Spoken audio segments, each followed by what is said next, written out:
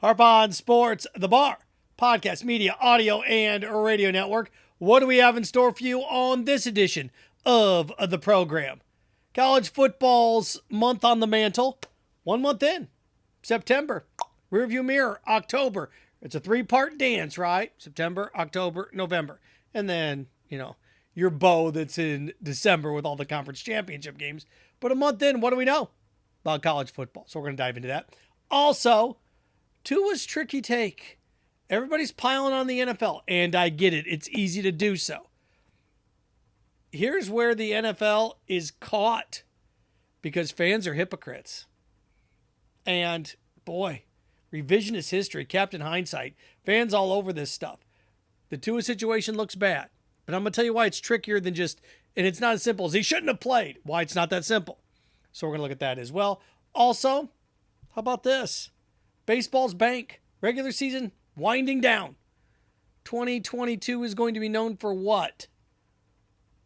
Or haven't we seen it yet? And what the postseason may have in store. Now I'm going to get to my predictions. That's going to be coming next week on the podcast. So there we are. Remember, Harp on Sports, the Bar. Follow, share, like, subscribe. At Harp on Sports Instagram. At Harp on Sports on Twitter. Also, Auditory Route, Buzzsprout, Spotify, and Apple Podcast. Harp on Sports, the Facebook page. Harp on Sports, the YouTube channel. And, of course, harponsports.com. All right. We're a month into the college football season. What do we know? As far as I'm concerned, when you look at teams, you have your upper echelon, your elite, and that's Georgia and Alabama. That's tier 1. I think there's a second tier that has, as of right now, a month in, that has Ohio State and then Clemson and Southern Cal. That's where I look at phase 2 right now, or at least tier 2. Bama, Georgia, phase 1. Ohio State, Clemson, and USC, I think, is that second tier. And then to me, the third tier is Michigan, Penn State, Kentucky. I think that's where that is right now. I think Kentucky's up there. Tennessee's right there, too. That's that third tier. That if somehow, Kentucky and Tennessee are down the road, can Tennessee beat Georgia? Probably not. But that's that phase right there. Can Arkansas in the West as well, but they're not quite there. Alabama and Georgia will make sure of that. So that's how I look at college football in terms of teams right now. I know there's other teams out there like the NC States and Minnesota. I'm going to get to them in a second. They're out there kind of like hovering, wanting their respect. They're undefeated. NC State's got a clash with Clemson this weekend, right around the corner. So they can grab their respect. NC State can. Minnesota's still got some work to do for theirs later on with Penn State and maybe Wisconsin. But that's how it is. To me, it's Georgia, Alabama, tier 1, Ohio State, Clemson, USC, tier 2. And then again, like I said, Michigan, Penn State, Kentucky. I think that's your third tier. Tennessee's probably there. I don't know if NC State's there yet. Well, Michigan's in that third tier right there as well. So that's what I look at least team-wise. I think the first month of the season, I'm going to get to individual achievements here, but what's the first month of the season show me? First month of the season shows me, especially in Big Ten land with Nebraska being able to eat money. With their new TV contract, you're going to see the Big Ten be able to price some massive coaches away for some big areas. You're going to see SEC coaches, coordinators pried away into the Big Ten, especially with recruiting ties. What you saw with Scott Frost, look, Arizona State gets rid of Herm Edwards to get a jump start on that too. But what Nebraska did, oh boy.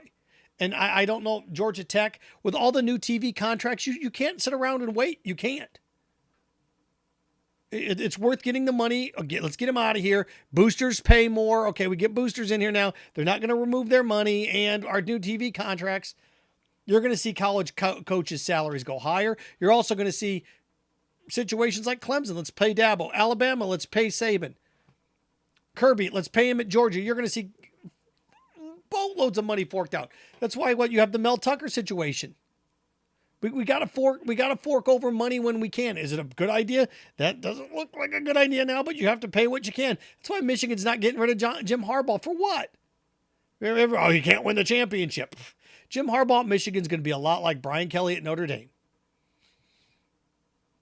We got to get the next guy. And then you backfire on that and you end up like Nebraska.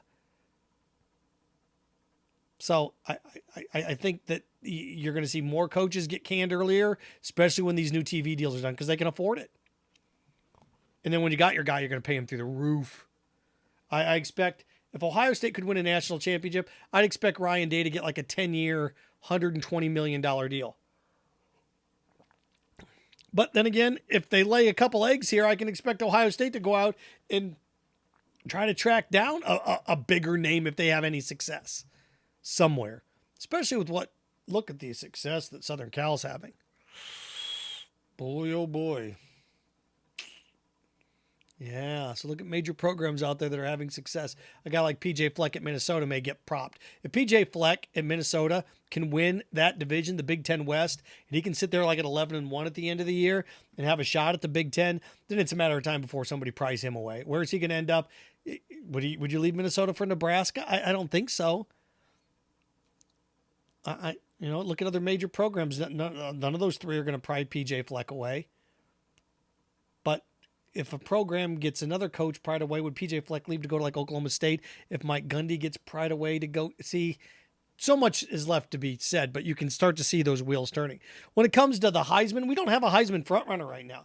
When's the last time you were a month into the season looking in October and I would say that it's C.J. Stroud.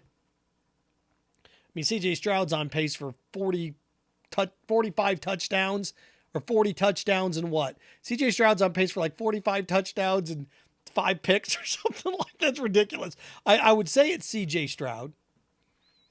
And look, Bryce Young right there as well. That dude's on pace for 35 or almost 40 touchdowns in the same situation, like maybe 10 picks. He's had a little bit more trouble. But Stetson Bennett's a guy that's had a good year, yardage passing wise, but what's he only got like 6-7 touchdown passes? That's not going to cut it. When CJ Stroud and Bryce Young could end up with 40 plus touchdown passes, if Stetson Bennett's sitting there with 25, he's just not going to win it. It's a statistical award for quarterbacks. Now, could a defensive guy stick his nose in there this year? Yes, but this is almost like a playmaking thing. If you want to be a defensive player and pry it away from a quarterback, you need some big time highlight reels. Look at, just go over there. Look at Devonta Freeman. Look at Reggie Bush. I mean, you better have some big time reels to pull it away. It better be like a wow type of thing. Derrick Henry, wow type of thing. And I wrote down a name. I want you to pay attention to this going forward. Pay attention to this. Mohamed Ibrahim. Mohamed Ibrahim from Minnesota. And here's why, okay? He's on pace for about 25 rushing touchdowns. So take a step back when you think about this. You've got a guy that's on pace for close to 2,000 yards and 25 rushing touchdowns. As long as Minnesota stays undefeated, and this dude continues to wrap up 140, 150 yards a game on the ground and 2 touchdowns, keep an eye on that. Mohamed Ibrahim from Minnesota, because there's no big running back numbers right now. Now, once the SEC season kicks into full tilt, the read option, and quarterbacks keeping the ball and more, those rushing yardage numbers are now going to quarterbacks. About 400 to 500 yards a game, or 400 to 500 yards a season that running backs did have. The read option has changed the running back culture in college football. So it's tough for a running back in college football to be a Heisman candidate. It just is. Look, Christian McCaffrey, those days are over. Derrick Henry, those days may be done, where a running back just wows you. And Mohamed Ibrahim, the way Minnesota's constructed, in that weather, in that environment, he has a shot to be a 2,000-yard back, 25 touchdown guy. If he can do that at Minnesota and Minnesota can stay in the hunt, he'll be right there. He'll be right there. And remember, this is a region thing, too. It's a region thing. And Southern Cal, there are always offensive weapons out there. But as far as I'm concerned right now, nobody's talking about the Heisman a lot. Will Levis, Kentucky, he's a guy I'll be in it. Your 3 SEC quarterbacks, right? Your 3 SEC quarterbacks. Bennett, Although he's going to have a game where he has like 4 or 5. He's going to have multiple 4-touchdown pass games to shove him into that equation. Like if Georgia would drill Kentucky and he'd have 4 or 5 touchdowns. If Georgia would drill Tennessee and he'd have 4 or 5 touchdowns, then he starts to yank some of that away. But he's going to have to end up with 30 over. Stetson Bennett's going to have over 30, 35 touchdown passes even to be considered, even if Georgia drills everybody. So right now, to me, that it's still way too early. But C.J. Stroud should be the front runner on this. Should be. Is he? Should be. C.J. Stroud, Bryce Young, to me, are right there. Then you have Will Levis, Stetson Bennett.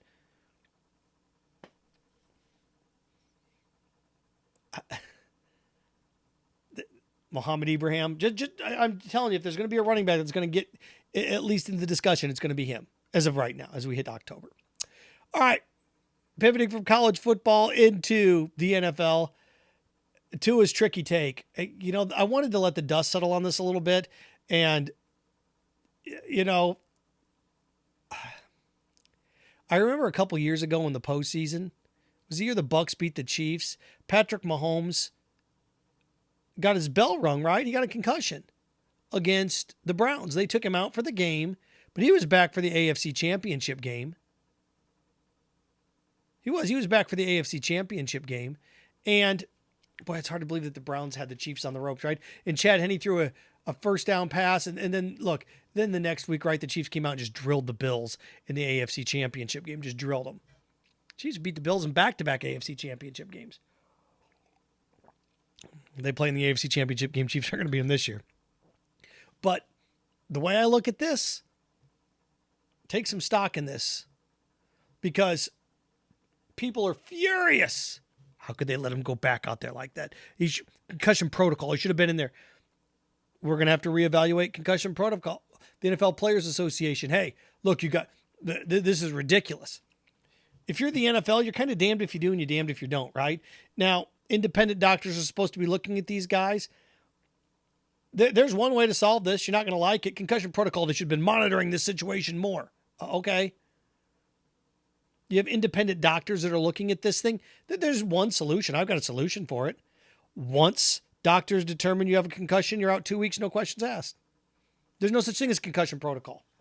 After 2 weeks, you can put concussion protocol in. But if you want to solve this Tua situation, I've got a solution for you. Quarterback gets a concussion. They're out 2 weeks, no questions asked. Now, where's that going to be a problem? It's going to be a problem in the postseason, isn't it? Can you imagine if Josh Allen and Patrick Mahomes are in a situation? Let's just use this as an example, right? Let's say the Bills are up 17 at the start of the fourth quarter, and the Chiefs are up 14 at the start of the fourth quarter. The Bills are up 17 on, pick a team. Whatever, pick one. Bills are up 17 on the Jaguars. How about that? Give you some Jaguar love. And the Chiefs are up 14 on the Dolphins. And Mahomes and Allen both get concussions. Now they're out for the AFC Championship game. Give the Bills and the Chiefs play each other in the AFC Championship game, and now they're out. That'd be a mess, wouldn't it? See, so there's your solution, right? It's like, oh, he look how wobbly he was on the field. And if he was cleared by doctors and he went through the concussion protocol tests, you can run as many tests as you want. The only surefire way that you can come close to eliminating anything like Tua had was a mandatory 2-week off. You know, when you pop your helmet off in a game and you mandatorily have to sit out the next play, same type of concept. Oh, you got a concussion, you're out 2 weeks, no questions asked. You miss the next game, no questions asked. No questions asked. That way you remove all doubt. Well, is he ready in this short week? Or he gets a concussion on Sunday and he's playing Thursday night football. Or what do we do here? No, you don't know anything. He plays Sunday night. Oh, gosh, Monday night football. And he's got to turn around and play Sunday. What do we do? Oh, he's a little wobbly here on Wednesday, still in concussion protocol. Now, you can sit there and talk about, should he have been taken out? Does the doctor make that call? Does the doctor look at the coach and say, oh, you got to get him out of here? Could you imagine, like, I remember a couple years ago, Justin Fields got drilled against Clemson, right? He stayed in the game with his ribs. I was like, yes! Could you imagine if the next play he gotten hit and his ribs would have cracked and bone would have gone into his lung, Ryan Day wouldn't have been forgiven. Are you ready for? And look, this is why it's not as simple as he shouldn't have played. Are you ready? There's another solution for this. The NFL league office takes over and they take guys out. The NFL league office. Bzz, what are you doing? Tua comes out of the game right now. What? Look. Doctors can evaluate him, but he's got to come out of the game right now. Could you imagine if it was like 3rd down and 9 in the 4th quarter and he's sitting there shaking? Oh, it looks like he's got cobwebs. Bzz, the NFL buzzes in. Take him out of the game right now. Nope. That's why it's not, the doctors need to evaluate. Yeah, look, I get it. I understand it. But what's your solution? What's the solution to this? I see everybody dogpiling the NFL, and I get it. But what's the solution in this situation? Is it just the Dolphins guy? Because I see guys go out there all the time dinged up and banged up. Guys shaking their heads after plays. And Tua was one of these things that they threw him in, and he played for a while, right? Tua had a whole quarter under his belt before he got dung. So he shouldn't have played. Before he got dinged. There's ways to solve this. You have an overriding Dr. Czar, or whatever you want to call him, that's in all the NFL games, that's in New York. Bzz, hey, Tua's banged up. He's got to come out of the game right now. You got to take him out. Hold on. Referees blow the whistle. And could you imagine if you screw that up? He's like, I'm fine. Come on, I'm fine. Like a play later. Like, what? We have a doctor on site that does it. Huh? And look, things have, and then the NFL is always evolving. That's why it's so great, is because it's always changing. Like pylon cams, and then we had like a sky cam. Like everything's, the league office reviews plays. It's always evolving. They'll figure this out. But do you want independent doctors taking players out of games? That's about the only way you can have this done. You have to have somebody in the league office. He's got to come out, coach. Could you imagine in a game, a doctor walking up to Bill Belichick, hey, you got to take him out of the game right now. I'm worried about his health. Right? That'll be interesting to watch. One to wrap with this. Major League Baseball, 2022. Rearview mirror, soon to be. I think the postseason offers great opportunities. Dream World Series is Yankees-Dodgers. Right, ratings purposes wise, Yankees-Cardinals would be, right up there, but Yankees-Dodgers would be the ultimate World Series. And then I got other ones out there like if you remove those two from the equation, the Yankees and the Dodgers, the next ultimate World Series would be what? Cardinals v. Guardians? It's more of a Midwest feel, right? Does that do anything for anybody? I can tell you right now, the nightmare one. Rays, Mariners versus Padres. Take your pick. Rays, Mariners, Blue Jays. Pick Rays, Mariners, or Blue Jays. Any of those wild card winners against the Padres. A Padres-Mariners World Series. Try that hat on. A Padres-Rays World Series. Now, look. Again, full disclosure, my station is a Rays station. Great for us. Great for the station if they make it, but not the sport overall. Great for our market if they make it, but not the sport overall. I can take a step back and realize that. And, when you look back on this season, what's it going to be known for? As of right now, it's known for Pujols 700, Judge 62, right? If Judge gets to 62, what's bigger? Pujols or Judge? Judge creates a better debate. Is this the real record? Pujols' 700th home run? Those are the two big stories, right? Home run milestones. Then what's it known for? I mean, Justin Verlander had a chance at 20 wins. Is he the Cy Young winner? Don't know. He's the last guy that's got a chance at 300 for a long time. What's he need? 57 wins to get there? Is that what he needs? 57 wins to get there? I think 57 wins to get there. Justin Verlander turns 40, doesn't he, coming up here next season? Can Justin Verlander, over the age of 40, pick up 57 wins? It'd be 19 wins a year for 3 years. And even then at 43, he'd be close. Right? to me, when it's all said and done, if you had to rank things this season, it's Judge 62, Pujols 700. But one thing can knock all this stuff off the back burner. That's if Cleveland wins the World Series. That's kind of that sneaky thing that nobody's talking about. If Cleveland wins the World Series, you talk about major droughts. Red Sox exercised theirs in the early 2000s, mid 2000s. Then the Giants, then the White Sox exercised theirs. The White Sox was just as long as the Red Sox almost, right? Black Sox scandal. So Red Sox, White Sox, and then the Giants exercised theirs, and the Giants was a massive one too. What, 40 years for the Giants, almost 50 years for the Giants? And then the Cubs exercised their 100-year one. The Dodgers finally shook their 30-year mess. Look, the Mets are right there too. The Mets haven't won one in what, 36 years? But the one that's kind of gotten sneaky here is Cleveland. If Cleveland would win the World Series, it's what, an 80-year drought? That would, Cleveland winning the World Series would jump Aaron Judge's 62, wouldn't it? It'd jump Pujols to 700. By the way, Mike Trout at the end of this year will be at 350 home runs. He's got 348 right now. So Mike Trout, this is something else, he's halfway to Pujols. What's amazing is Albert Pujols had over 400 home runs at the age that Mike Trout is. Mike Trout's 31. So in 11 years, in 10 Major League Baseball seasons, Mike Trout's at 350 home runs. Does he hit 350 average for the next 10 years? The problem is Mike Trout hasn't played more than 150 games in almost 6 years now. Mike Trout hasn't played more than 150 games in almost 6 years now. He can't stay healthy. So Mike Trout he's just, if you're not healthy in the smack dab middle of your prime, you're not going to be healthy later. Mike Trout would have a shot, is what I'm telling you.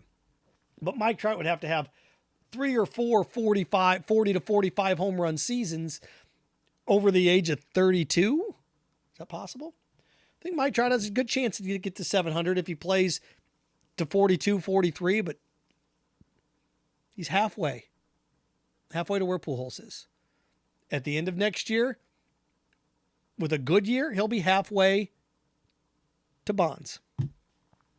Something to pay attention to. Harp on Sports, the Bar, podcast, media, audio, radio network. I'm going to my baseball predictions in the next podcast for the postseason. Follow, share, like, subscribe at Harp on Sports Twitter, at Harp on Sports Instagram, Harp on Sports, Auditory Route, Buzzsprout, Spotify, Apple Podcast, Harp on Sports Facebook page, Harp on Sports YouTube channel, and of course, harponsports.com. Remember, stay clean, stay focused, stay strong. Frankenstein. Have fun with your friends.